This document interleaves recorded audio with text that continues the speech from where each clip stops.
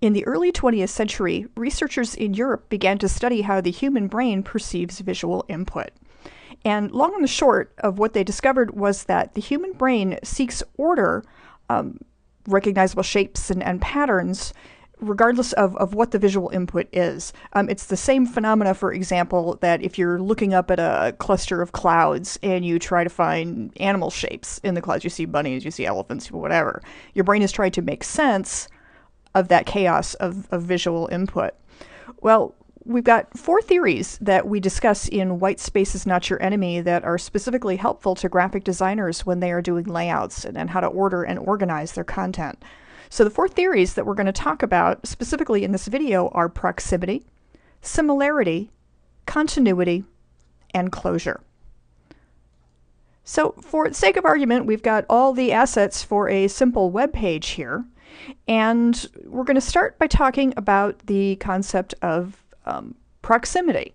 If we take this very same content and we order it just a little bit differently, it becomes a very different website.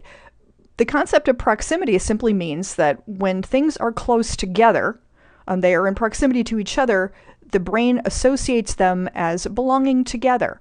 So by clustering the content on this page and separating clusters by white space, we end up with 3 main content areas here. We have the navigation, which is all up here together. We have a block of the banner, becomes another block, and then we have down on the bottom this whole area that is the content area, and the content area is kind of subset up into various clusters as well. Again, headings and content are together, so we know what heading belongs to what content, and the separate sections are separated by white space. Remember, white space is not your enemy. So that's proximity. Things close together are associated as belonging together. Another theory that applies here and does kind of the same thing in ordering and organizing information is the idea of similarity. In other words, things that are similar, we also associate as belonging together. And now I've just added a yellow color behind this particular cluster of text, and suddenly what we get is all these things that are with the yellow background belong to one unit and are separate from this cluster over here that is with a background of white. Similar background means that these things belong together, and it keeps them separate from the other areas. We can do this. Here's another example. You can kind of see how instead of having one big solid block of yellow grouping these, we now have 3 clusters because the color helps create separate sections. The blue backgrounds belong to one, the yellow backgrounds belong to another, and the white background is a separate piece altogether. So we cluster things that are similar together. Color is not the only way that we can do this. We can also use different fonts to show similarity. We can use shape as well, but in this case what we have done is we have taken the caption, which is obviously separate from the content area, given it a slightly different color and a different font style. You see it's set in italic. So we know that it becomes different than these other things that, because they are set in a similar fashion, belong together, are similar. The caption becomes a visually separate entity. The next of the theories that I want to talk about is continuity. And what continuity simply means is that we can create sort of lines, visual lines of sight. We can create a sense of movement by placing things, ordering things in lines. And these lines can be literal. We can actually create a physical line, or we can use objects to put them in line and create sort of, sense of direction without a literal line in place. So in this case, what I have done is I have taken the subheadings and I have made them all a color.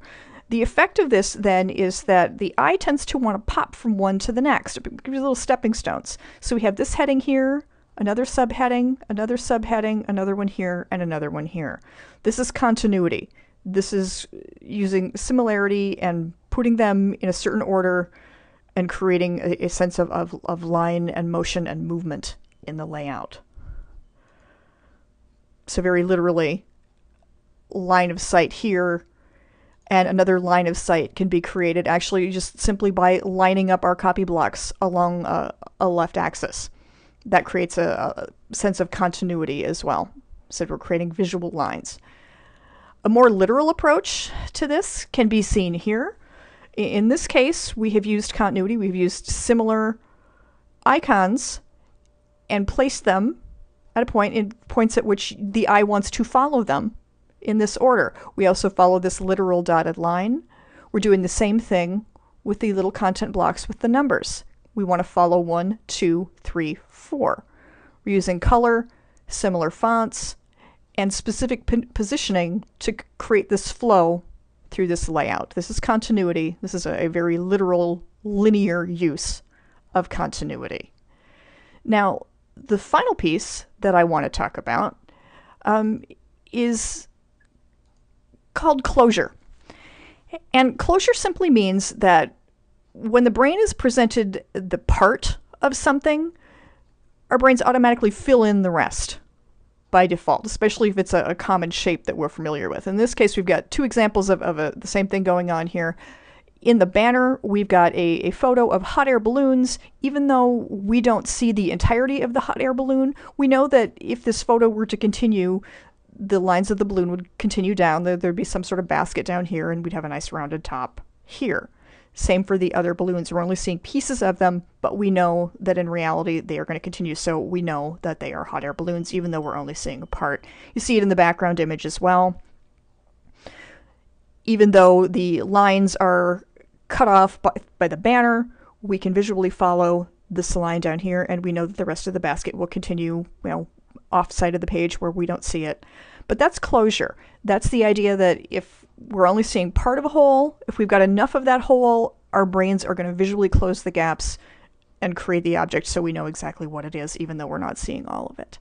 For more information on Gestalt theory and how it's applied, we recommend reading Chapter 5, Mini Art School in White Space is Not Your Enemy.